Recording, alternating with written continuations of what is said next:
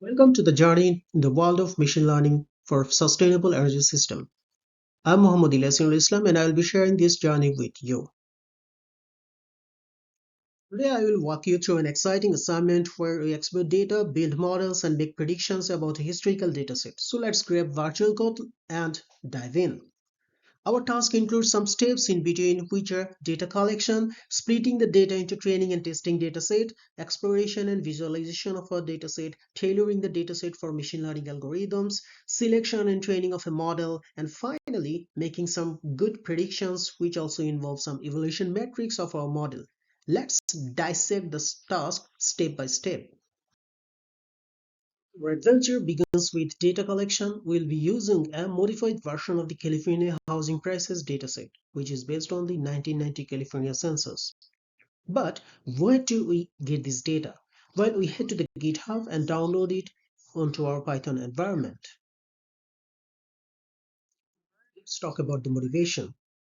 Well, existing calculation is based on some manual process which is costly, incredibly time consuming, and accuracy of the estimates are off by more than 20%, which is not acceptable when we have machine learning models.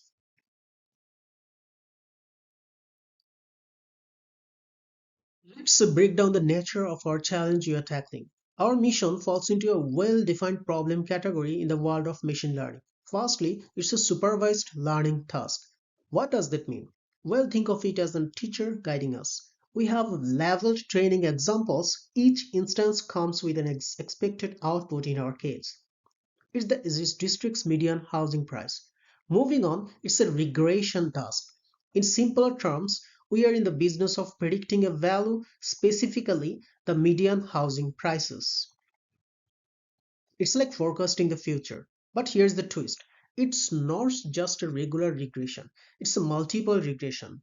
That means our system doesn't rely on just one piece of information. It uses multiple features like the district's population, median income, and more to make its predictions. At its core, it's also a univariate regression problem. In plain English, we can simply call that we are focused on predicting a single value for each district, the median housing price. Lastly, the nature of our data plays a significant role. We don't have constant stream of data pouring in.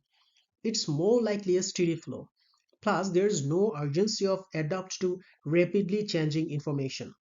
Our dataset fits comfortably in a memory, so we can use a technique called plain batch learning, which simplifies our process. Understanding essence of our challenges is a crucial step in this journey of this assignment. Let's keep moving forward. Now that we know our challenges on our data, let's explore it. We want to understand what we are working with. Are there missing values or what do the statistics tell us? As an example, we can call it the info function. It provides us with a snapshot of our data loaded into the housing parameter. This summary includes key information such as the data types and the memory uses of the entire dataset. Notably, we can spot crucial features like the number of the dataset, the number of particular parameters dataset inside the whole parameter, some missing values or not, some type of the parameters like ocean proximity here is the object type. These kind of features are very crucial to identify whenever we will be doing the further processing of our dataset. So we can find out the value counts of the other parameters, like in the ocean proximity objects. We can also describe important features of the dataset to gain some insight. We can see the features in the left side and the data heading in the top side. From that, we can visualize the data with histograms and examine statistical summaries. It's like being a detective searching for clues about our dataset. We can spot that our data also presents a challenge with different attribution scale. As an example, we can see that the median income It doesn't look like it is expressed in US dollars. Also, the data has been scaled and capped at 15 for higher median incomes and zero point 0.5 for lower median incomes. The number represents roughly tens and thousands of dollars. As for example, 3 means about $30,000. We can also see that the median income is concentrated between the range of 1.5 and roughly 6.5. In our quest to explore the data further, there's a crucial step we must take before delving deeper. We need to split the data to create a reliable test set. We are talking about setting up a test set, which is an essential part of the machine learning and the data analysis. Its purpose? To evaluate the performance of our model. Now let's see how it's done. There are different methods to create sampling dataset of testing and the training sets. However, for the ease of simplicity, we are trying two different ways of sampling our dataset. One is simply can be called random, and the another way and smarter way is called stratified method, which is a random interpolation of the data but with some extra smarter features based on the stratification of the dataset with some crucial indicators, which is like median income of the households. We can compare the histogram. It's clear out that our training data is a good sample of the complete data set. Moreover, as there is geographical information, latitude and longitude, it is a good idea to create a scatter plot of all districts to visualize the data. This looks like California all the right. But other than that, it is hard to see any particular pattern. Setting the alpha option to zero point 0.1 makes it much easier to visualize. Now that's much better as we can clearly see the high density areas, namely the Bay Area and around the Los Angeles and the San Diego, plus a long line of the fairly high density of the Central Valley. This is an important image as well. This image tells us that the housing prices are very much related to the location, as for example close to the ocean, and to the population density, as we know already. Hence, it will probably be useful to use a clustering algorithm to detect the main clusters and add new features that measures the proximity to the cluster centers. The ocean proximity attribute may be useful as well. Although the housing prices in coastal districts are not too high, so it's not a simple rule that we can plug in.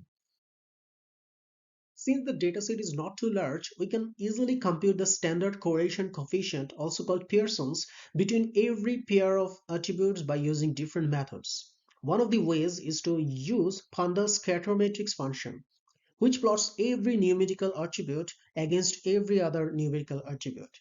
However, the correlation coefficients only measures linear correlations. That means if x goes up, then y generally goes up or down. It may completely miss out on nonlinear relationships. As for example, if x is close to 0, then y generally goes up. This plot also reveals us a few things. First, the correlation is indeed very strong. We can clearly see the upward trend and the points are not too dispersed. Second, the price cap that you noticed earlier is clearly visible as a horizontal line at $500,000. But this plot reveals other less obvious straight lines. A horizontal line around $450,000 and another around $350,000. Perhaps one around $280,000 as well, and a few more below that. We may need to try to removing the corresponding districts to prevent our algorithms from learning to produce these data quirks. As we already identified few data quirks that we may want to clean up before feeding the data to a machine learning algorithm, and we found interesting correlations between the attributes, in particular with the target attribute. We also noticed that some attributes may need a tail-heavy distribution, so we may want to transform them, that is by computing their logarithm. Hence, one last thing we want to do before actually preparing the data for machine learning algorithm. There are delicate steps and tailored functions in Python libraries to perform tasks like addressing missing values concern, or we can say data cleaning, dealing with text strings or categorical attributes among the numbers or dataset, some construct transformation tailored for our dataset, irregularities, and some features scaling to our prevent of the chart predictions by our model. As we can see that there are many data transformation steps that need to be executed in the right sequential order. Fortunately, Scikit-Learn provides a pipeline class to help with such sequences of transformation. We can simply call them transformation pipelines. Scikit library has different transformation pipeline models that need to be mastered for a proper preparation of the data for any kind of machine learning algorithm. Comes the fun part, selecting and training our machine learning models. Recapping the steps, we got the data and explored it to an extent. We sampled the training set and the test set. We wrote transformation pipelines to clean up and prepare our data for the machine learning models. Now we are ready to select and train the machine learning model. There are several models to pick. We can simply start with linear regression model, then move into the decision tree regression model, and finally the random forest regression model. However, in the end, it's all about evaluation, and different models have their requisite evaluation metrics to validate the predictions. As for example, we can start with simple linear regression model which can be evaluated with root mean square error calculations. Usually, it may not perform as well as we would like.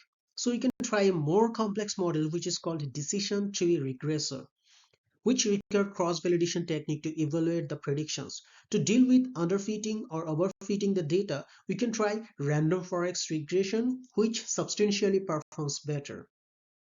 This snapshot shows a quick peek of our random forest regression model tryout. We can see that the model is providing some significant improvement over the other models we have tried. And this kind of modeling technique is called ensemble learning because it combines the learning method of the other uh, available models. And this model is validated by the k-fold cross-validation, which significantly performs better. Finally, our assignment takes us through the essential steps of a simple machine learning project. We have learned how to handle real-world data, engineer features, and select the right model for executing the job. Thank you for joining me on this machine learning exercise for sustainable energy system.